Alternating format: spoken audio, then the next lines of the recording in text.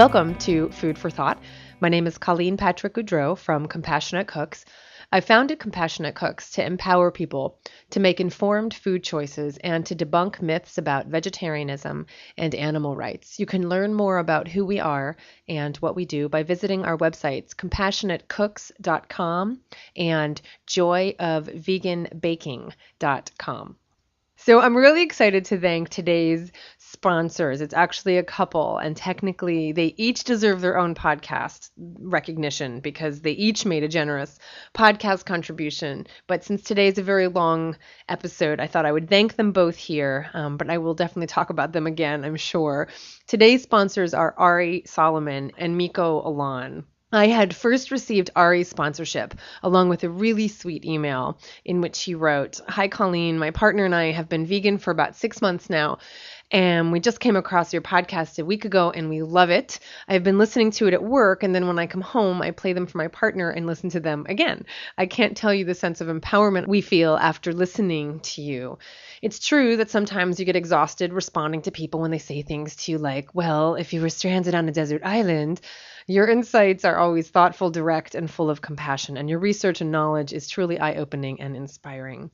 Thank you so much for all the work you do. It's so important because, as you say, the animals don't have a voice, but yours reaches so many." I've borrowed one of your quotes, by the way, which I think is one of the most powerful things I've heard in years. I say it to anyone who engages in discussions with me about my veganism. Don't do nothing because you can't do everything. Do something. Anything. So that was from Ari, and obviously I was and am very touched. Well, that same day, I received another generous contribution from someone named Miko, and I have no idea what made me look, but his email address indicated that he had his own website. So I checked, and on his website, he's a filmmaker, he's a writer, he's a producer, which is fingatepictures.com, Finnngate, pictures.com. On his website, he had an area that had photos and descriptions of other people who were involved in his production company. And lo and behold, there was a picture of Ari Solomon. So I put two and two together and figured out that they were a couple. I'm pretty quick. So I thought perhaps the second contribution was done in error. You know, sometimes couples don't communicate with each other about such things. So I wrote to Miko and thanked him, but I told him that I understood if the second contribution was a mistake, and I offered to refund him. But he wrote back and he said, "We did mean to make a second donation, Ari, and I feel your podcast is so wonderful and important, and we're thrilled to be able to support it. Thank you so much for everything you do." So these are just two fabulous guys, and I've had the pleasure of meeting them when they were in San Francisco, and again, very generously treated David and I to a dinner at Millennium Restaurant, which is a fancy schmancy vegan restaurant in San Francisco if you don't know about it. And it was really fantastic spending time with them. And they have fast become activists extraordinaire. They are amazing spokespeople for the animals. In fact, in the same week, each of them had a letter, beautifully written letters, printed in the LA Times, which is really amazing. Amazing, just amazing stuff. So also check out Ari's website. Ari and his sister have a company called A Scent of Scandal. And the website is, write this down, www.ascent, S-C-E-N-T, of Scandal. He sells candles. Get it? A Scent of Scandal. It's a little play on words there. So he sells fantastic soy-based candles that come in a number of scents and in recyclable tins. Ari and his sister, like I said, run this company, and I encourage you to check it out. It's really fantastic. And you can also read Ari and Miko's stories of transformation if you visit the Joyful Vegan website. Go to compassionatecooks.com and under writings, click on Joyful Vegan, and their story is called If I Wouldn't Eat My Cat. So thank you so much, Ari and Miko, for your generous sponsorship.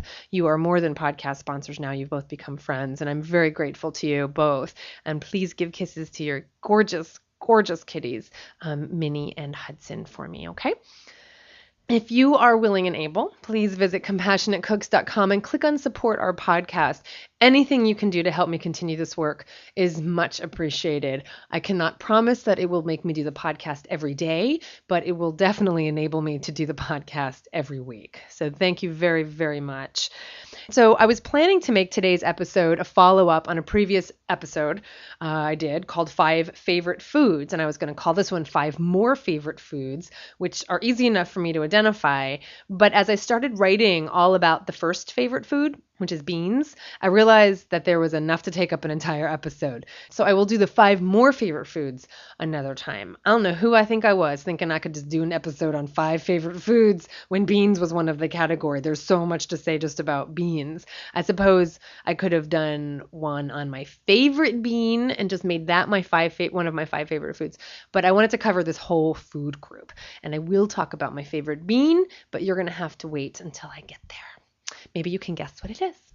So beans, we don't know the origin of the word bean. We don't know the origin of the word bean, but it is one of my favorite words.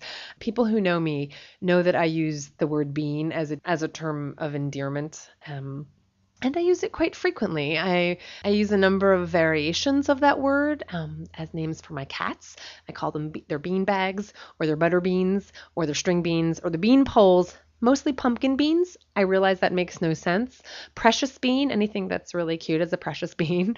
Beanie bean, and just bean. It's an incredibly versatile word and an incredibly versatile food. So I encourage you to eat beans, but also use the word bean.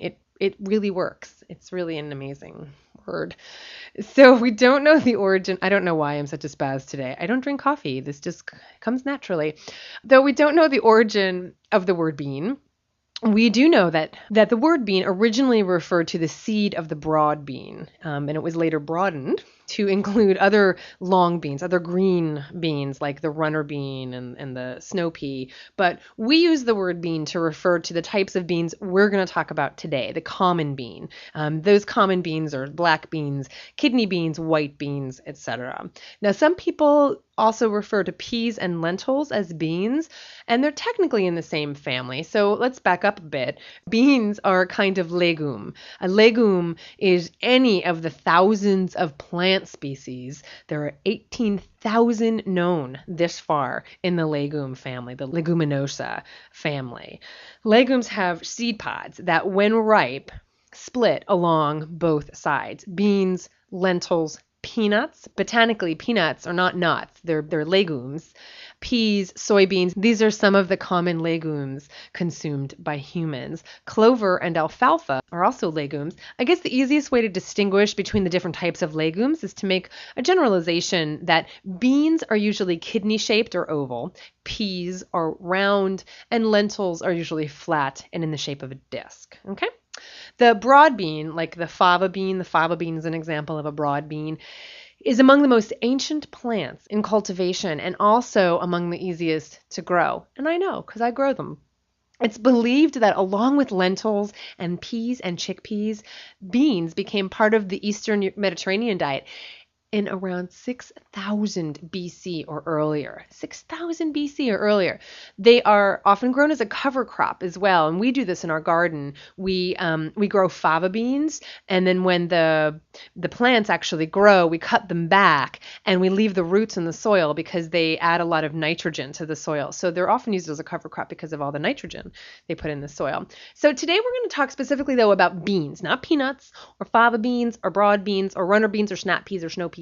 We will talk about chickpeas and black beans and kidney beans and pinto beans and white beans. And another day we'll talk about green beans and broad beans. And another day we'll talk about lentils and split peas and that kind of thing, okay?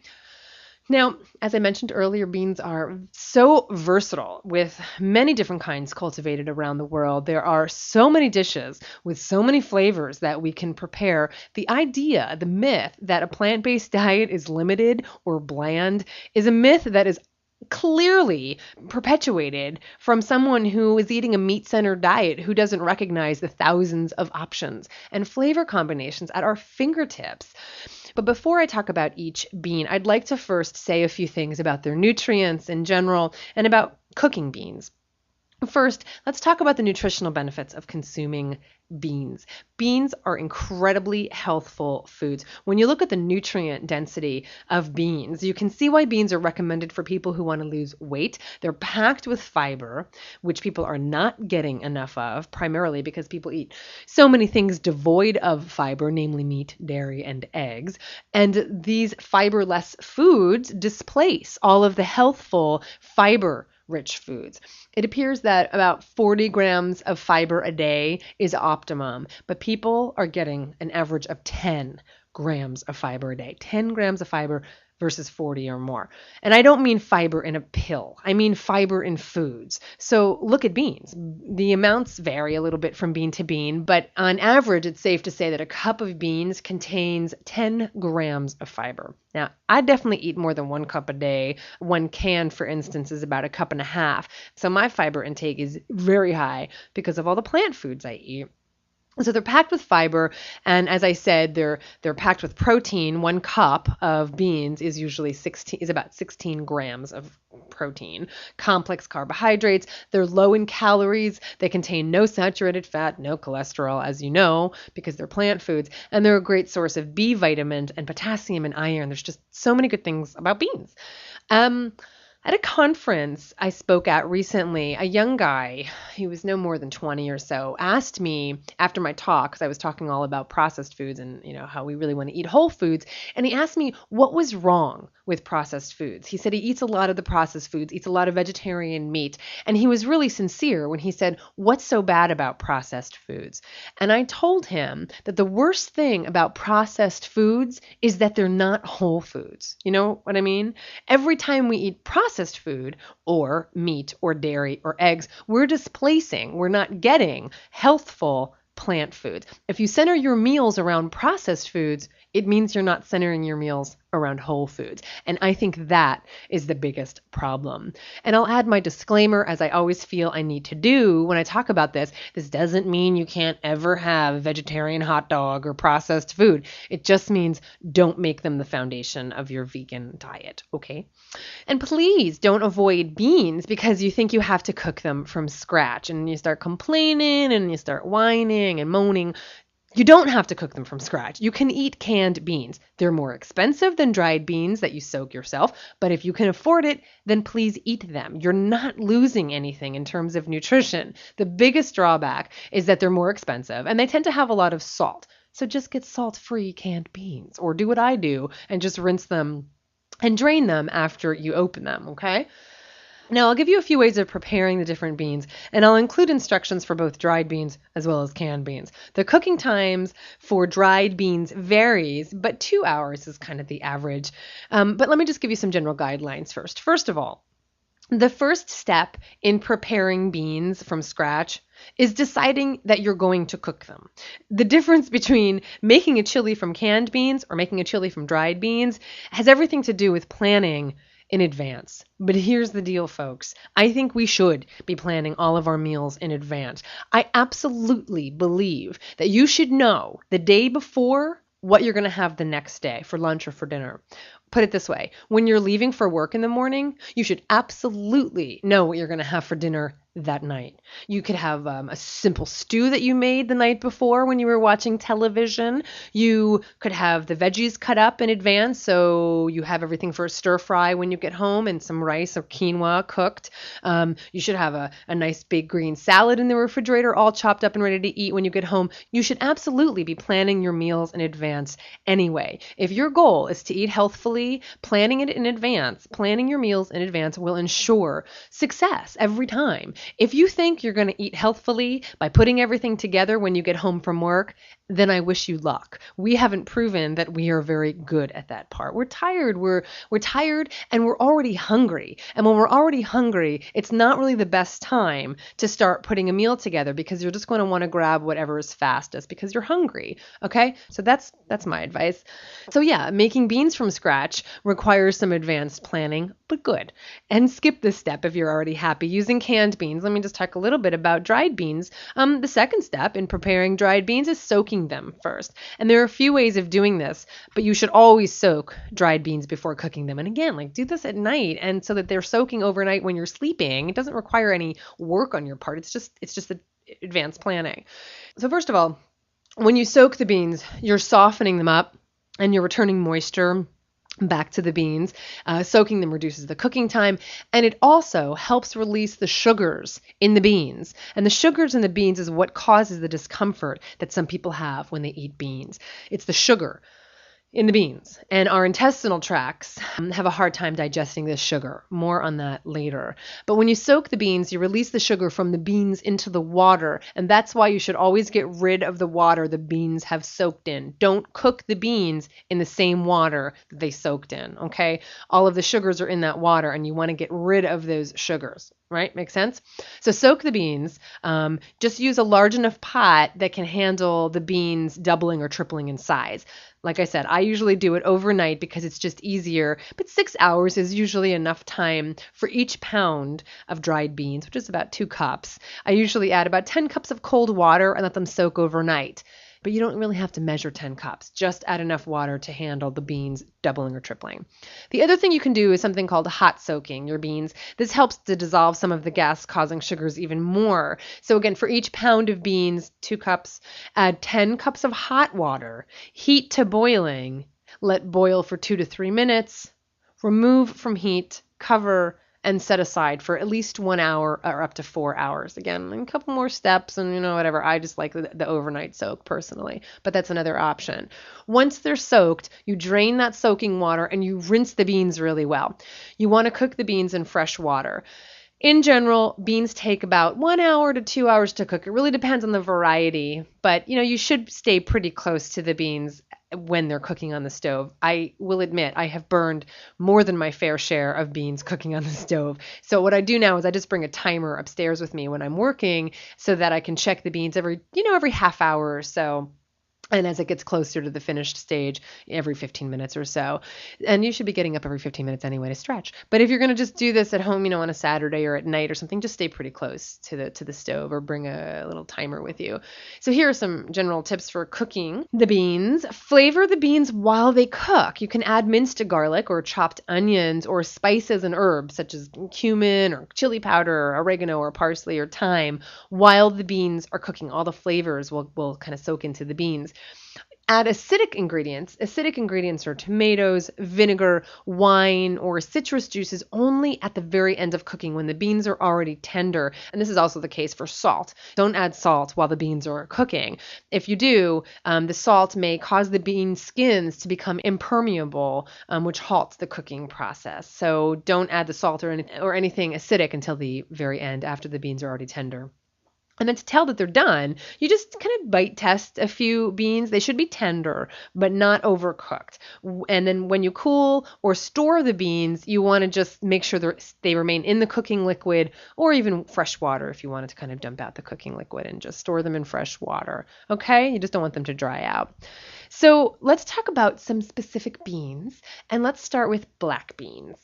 The black bean, also called the black turtle bean, is commonly used in countries in and around the Caribbean, the islands, Mexico, Central America, and the northern part of South America.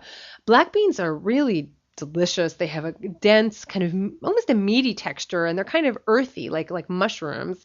A really simple way to prepare them. Now, if you were doing this from scratch, you would first soak them, and then you would cook them along with some minced garlic, some onions, some cumin, some chili powder, and then, like I said, you can add the salt at the very end. And then at the end, you can also stir in some chopped fresh tomatoes or canned tomatoes or salsa.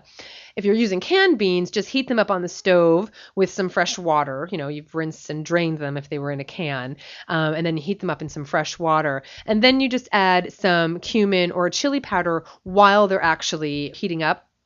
And while that's happening, at the same time, in a separate little pan, you can just saute some garlic, some onions, some tomatoes, again, some salsa, whatever you want, and just kind of do that separately. And then when you're going to serve the beans, you just mix up those tomatoes and the onions and the garlic in with the beans. You drain them first, drain the water out, obviously, and you just mix up the beans. So my point is that you want to end with some kind of combination of flavored beans with flavored with the onions and the garlic and the tomatoes. Okay, so that's whether you're doing it from scratch or doing the beans from a can. And then you can serve this over brown rice. You can serve it over corn. You could use canned corn. You could use frozen corn. You could use fresh corn. You can serve it over rice with some corn. So you can use quinoa that you made the night before or that morning. But you just basically put it all together. At dinner time, you can make burritos with corn or flour tortillas and lots of fixings. Again, if you do this, if you just used canned beans, you can just heat the beans up in some water and then just put out all the fixings. You don't have to necessarily add the onions and garlic because the fixings that you're going to put out for everybody is going to include things like salsa, tomatoes, fresh or canned, shredded lettuce, even raw onions if you want. But do feel free to do the same thing I described above if you're going to make burritos. And then you can also put shredded lettuce. Did I say shredded lettuce? And then brown rice. And it's just easy and just fast. It's just really fantastic. Fast, fast, fast. The other thing you can do instead of making burritos, you can make tacos. And you can use black beans for tacos as well. Do the same thing I described above and just use taco shells instead. And you can also make something like a black bean paste. Just basically mash up the black beans and then, like I said, add some sauteed garlic and onions. And the reason you do this is to just ensure that the little beans don't escape your taco shell because it's a little different if you're eating it from a taco shell than from a tortilla that you wrap up. Quesadillas. I have an assistant who helps me in the classes, and she always makes me say quesadillas. So quesadillas. She's Mexican, by the way, so she makes me say quesadillas. I don't say it right if I just say quesadillas. So quesadillas are wonderful and fantastic and easy to make, and you can make quesadillas with non-dairy cheese. But what's even healthier is what I do. You use hummus instead of the cheese. Now I know that sounds weird, but just trust me. You have to trust me here. So get a flour or corn tortilla. You spread hummus on half of the tortilla, just like you were making a quesadilla. Place it on a nonstick pan on the stove over low to medium heat, face up, and let the tortilla start to get golden brown. While you have the tortilla down and the hummus is already on there, then you would put some black beans, maybe the black bean paste, some salsa, maybe some shredded lettuce, maybe some sliced avocado, maybe some spinach leaves, tomatoes, salsa, anything that you want, but you want to keep it pretty thin. You don't want to make a mess because if you overdo it, it's going to become a bloody mess. So just a thin layer of all these things that I just named.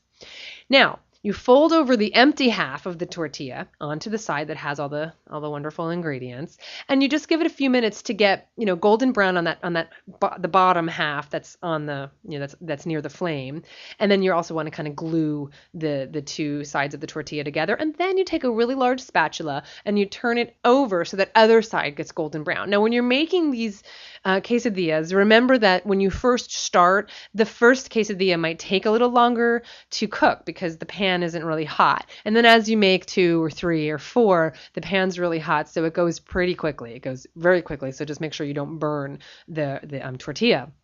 So it's great. I mean, that's all it is. And you're just making a quesadilla. With no quesos. The queso means cheese. Quesadilla. You're not using any cheese. You're using hummus instead. It's so easy and it's super, super yummy. And it's really best when served hot, when the tortilla is nice and crispy still and the hummus is hot. Okay. Now, burritos and tacos and quesadillas are definitely more Mexican, but black beans are also very popular in Cuban cuisine as well. There's a popular Cuban dish called moros y cristianos, which just basically means Moors and Christians. And it's basically black beans and white rice. And it's served in other places in Latin America too. It's super easy to make, though I usually recommend using whole grains or whole rice as opposed to white rice as often as possible. This is something you can do if you want to make a traditional Cuban dish. It's similar to what I described above, but you add chopped peppers and a few other ingredients. So just do a search for Cuban, Moors, and Christians, Moros y Cristianos, and then you'll find lots of great recipes. And if there's a recipe that calls for chicken stock, just use vegetable stock instead. You can make Cuban black bean soup with black beans. You can make black bean burgers, which I have a recipe for. There are so many things you can do with black beans. You can make black bean chili, which is super easy and delicious, and you can serve that over cornmeal or polenta or cornbread. You can make a really quick black bean salad, either with just black beans, or I usually do kind of a variety of beans just because I like a variety of textures and color and flavors. But the quickest thing to do is just open up your cans of beans, rinse and drain them, add a can of corn, drained of course, add some salsa, add some guacamole or cubed avocado, some fresh tomatoes if they're in season, and you've got a really quick bean salad. Or you can leave out the salsa and just add seasoned rice vinegar and some fresh herbs. It's a really quick salad that you can serve then over shredded greens and brown rice, so it can be an entire meal. And by the way, all of these recipes, the recipes for my 3-bean chili, I have burritos, I have tacos, I have quesadillas, I have the Cuban black bean soup, black bean burgers, they're all available on my online cookbook at compassionatecooks.com. So if you've missed anything here and you'd like to get the recipes, you can purchase them on the website if you're interested, but I'm trying to give you some recipes in the podcast. There's a comfort food category, there's a 30-minute meals category. Burgers and Backyard Bites has the black bean burger, for instance, so you can just check those out on the website. The next bean I want to talk about are kidney beans. The kidney bean with the dark red skin, it's named for its resemblance to an actual kidney. The kidney bean is also known as the red bean, but this usage can cause confusion because there are other red beans just called red beans. Kidney beans are a large part of the cuisine of North India, as well as in place of red beans. You can use red beans or kidney beans in the popular red beans and rice dish of Louisiana cuisine, Louisiana Creole cuisine. Small red beans are noticeably smaller and darker than kidney beans. They have a smoother taste, and they tend to be preferred for Cajun cuisine, but either is fine. I love kidney beans. I love them for their hardiness, for their texture, for their color, but as much as I love kidney beans, and I love kidney beans, they're still not my favorite bean. Interesting. Wonder what it is. The most common thing that I do with kidney beans is add them to my daily salad. I generally have a salad for lunch every day, which I did today. I had lots of lettuce from my garden and tomatoes from my garden. I'm still getting tomatoes out of my garden.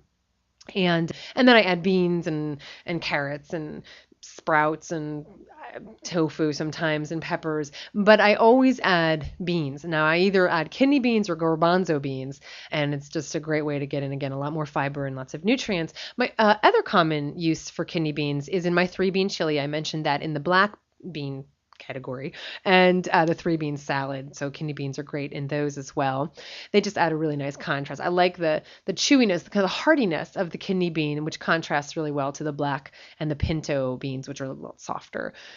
And though white beans are great for making creamy spreads or dips, you can also do the same with kidney beans. In a food processor or blender, you can combine kidney beans with garlic, just some like raw garlic, some cumin, some chili peppers for a delicious spread that you can use as like a crudité dip or a sandwich filling.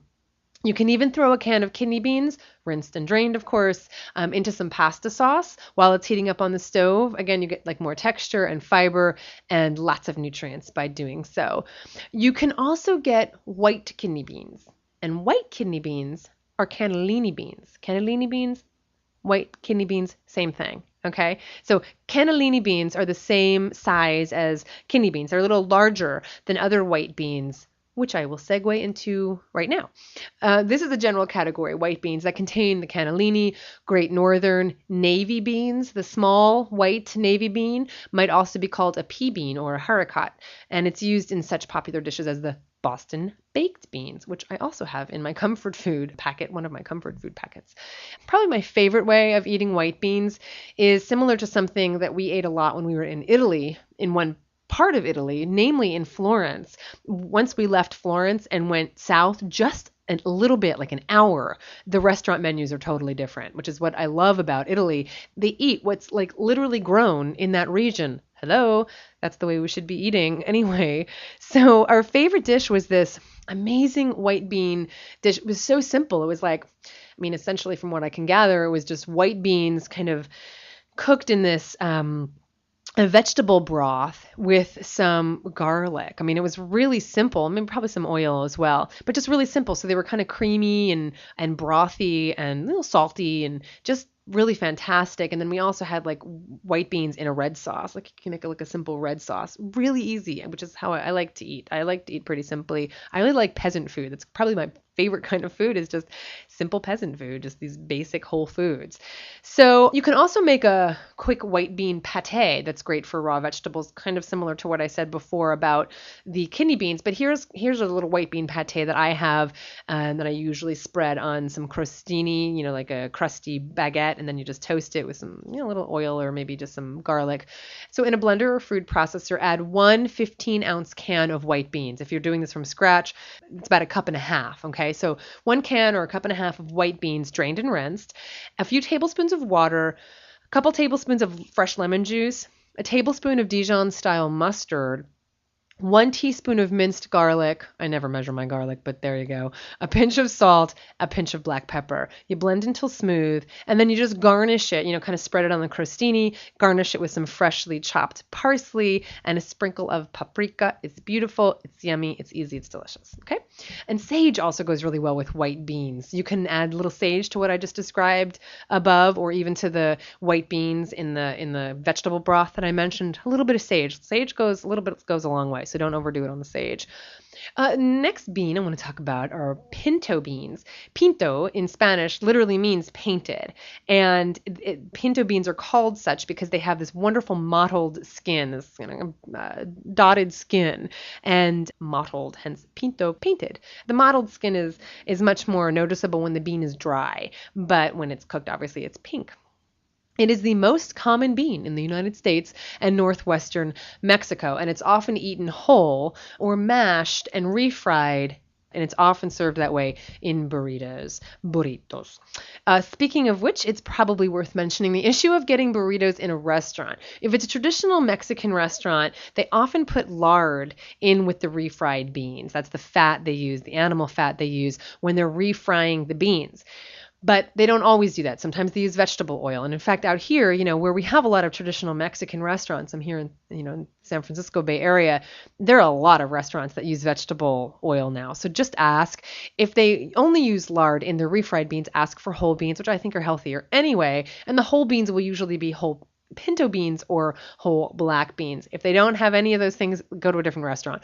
And for what it's worth, Taco Bell's refried beans are completely vegetarian, completely vegan, no lard. You just ask for it with no sour cream or whatever it is. It's been a long time since I had a Taco Bell refried burrito. But if you're ever desperate and on the road, like on a road trip or something, or you're traveling, it's helpful to know that the Taco Bell refried bean burritos are vegan.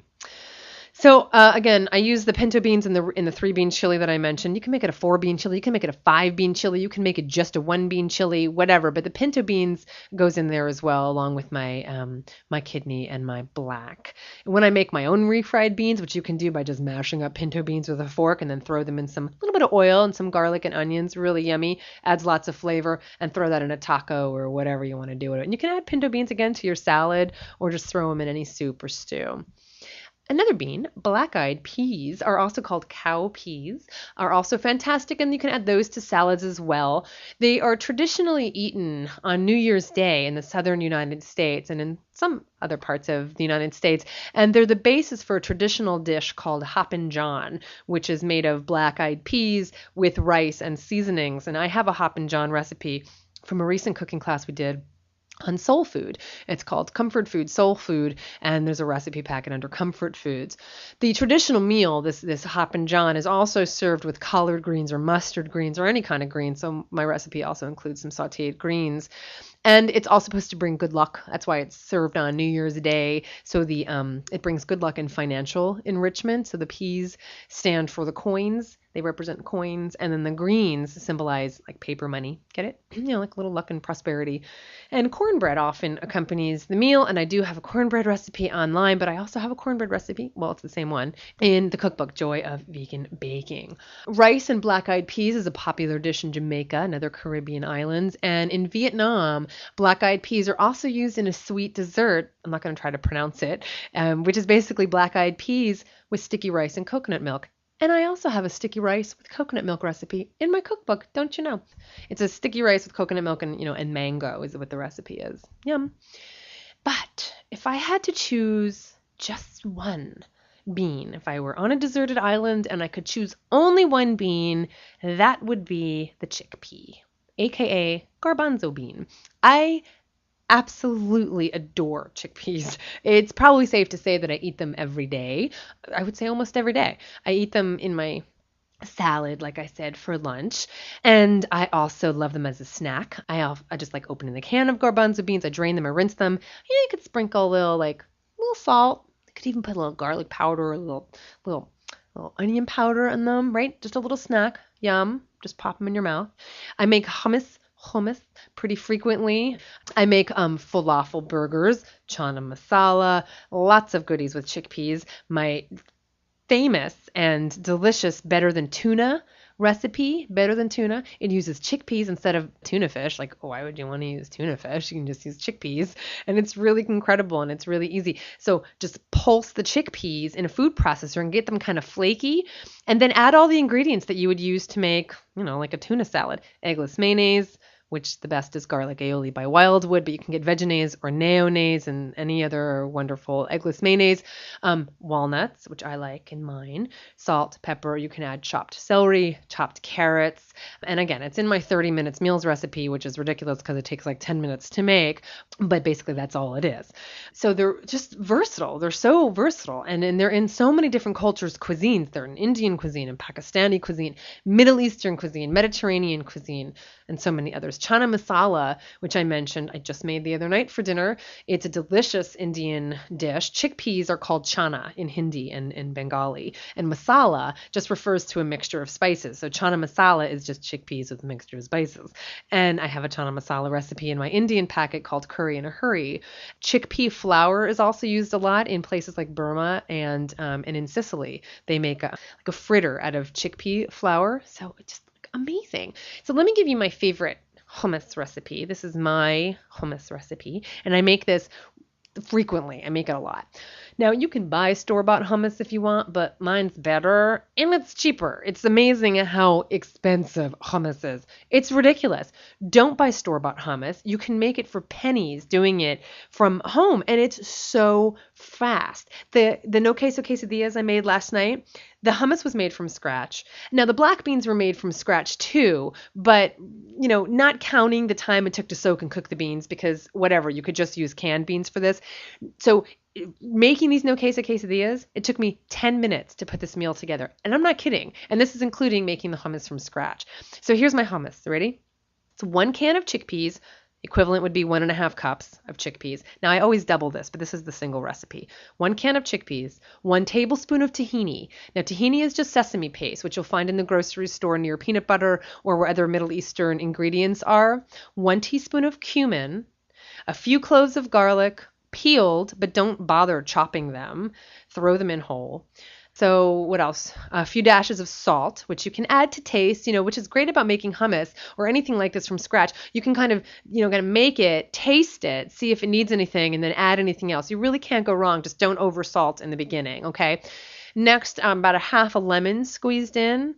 And that's it. I mean, that's basically it. And then some water to thin it out to create the consistency you want. Now, I don't add oil to mine. I don't think you need to. But if you wanted to, you can add a little stream of a good olive oil if you want to. So what I do is I put all of those ingredients, sans the water, not with the water yet. I just put I'll go through it again.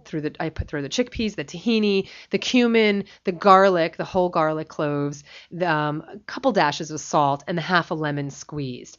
I puree it in the food processor, give it some time. I turn it off, knock down all the sides because, there's going to be a lot that didn't get pureed kind of on the side of the bowl, the food processor bowl. Kind of knock that down, pour in a little water at that point, run it again. And I do that until I have the right consistency and the right flavor. So I'll taste it if I want a little more salt in. I'll just put another pinch of salt in. But I want it to be a consistency that I can spread, but that isn't so thin that it's watery, okay? The other thing you can do is add like a half of a roasted red pepper. You can add sun-dried tomatoes. You can add olives. You can add roasted garlic, a little cayenne pepper, anything you want, a little paprika if you want like a little red color in there, whatever. But it's really fast. And like I said, I usually make 2 batches at a time, so I have some in the fridge to snack on with some raw vegetables. But if I do make the quesadillas for my husband like I did last night, it makes about 4 quesadillas, the double batch makes about 4 quesadillas. And I did use that whole batch. There's a little bit left over. Actually, it probably makes a little more than that because I was snacking on the hummus before I made the quesadillas. So it actually makes more than I'm saying. It makes more than you need for 4 quesadillas. So probably enough for 5, maybe even 6 quesadillas. I would say that's pretty safe to say. But hummus doesn't freeze very well. So I still recommend that you make a bunch in advance, but it doesn't freeze very well. And then you can use it as a sandwich spread. You can use it as a dip for vegetables or whatever, okay? Now, I mentioned that the sugar in the beans is what gives people the discomfort they have when they eat beans. Some people experience gas. Some people experience bloating. The sugar molecules called oligosaccharides, oligosaccharides. Write that down. You don't have to write that down. Anyway, so they're called, the sugar molecules are called oligosaccharides.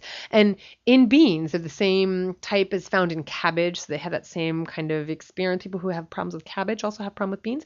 Now, an anti-oligosaccharide enzyme is necessary to properly digest these sugar molecules. And since a normal human digestive tract does not contain any anti-oligosaccharide enzymes, oligosaccharides that we consume in something like beans are typically digested by bacteria in our large intestine. Now, this digestion process, when the bacteria is digesting the oligosaccharides, this process produces the flatulence-causing gas as a byproduct, okay? So how do you deal with this? Well, there are a number of things you can do. A number of things. One, eat more beans. Honestly, the more beans you eat, the more your body becomes adjusted to these oligosaccharides. Really, on one hand, just eat more beans. Now, not to the degree that you're going to be so uncomfortable, but just keep adding more beans into your diet. I don't experience this issue. I have no problem eating beans. I probably did years ago when I first started adding more beans to my diet, but I can tell you that I have absolutely no problem eating beans. Another thing to note is that canned beans tend to be a little easier for people to digest, mainly because the sugars have been really cooked out. The beans have been rinsed really well, making these oligosaccharides less prevalent. That's another reason to definitely rinse the beans that have been canned and sitting in that liquid. Rinse those canned beans, okay? If you make beans from scratch, like I said, get rid of the soaking water, all right? After the beans are cooked, you can add a little vinegar if you're doing them from scratch, a little white vinegar, which helps.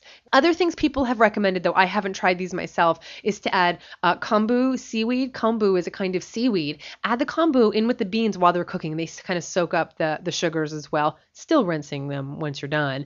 And then you can also try adding anise seeds, coriander seeds, or cumin seeds. Apparently they also help during the cooking process. Now, some species of a particular mold produce an anti-oligosaccharide enzyme, which facilitates the digestion, our digestion of the oligosaccharides in the small intestine. This enzyme is currently sold in the United States under the brand name Beano.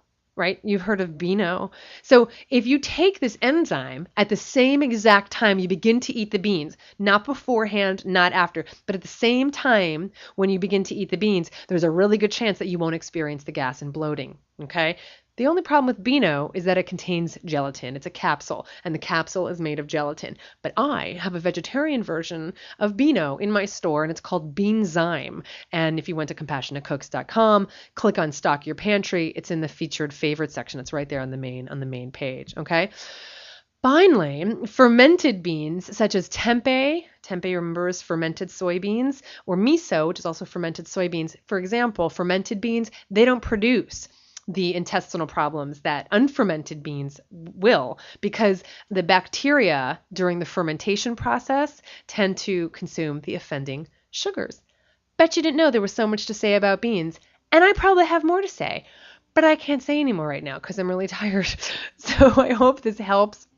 I hope some of these have provided you with some guidance. I hope you venture forth and add beans to your diet. Don't fear the bean. The bean is your friend.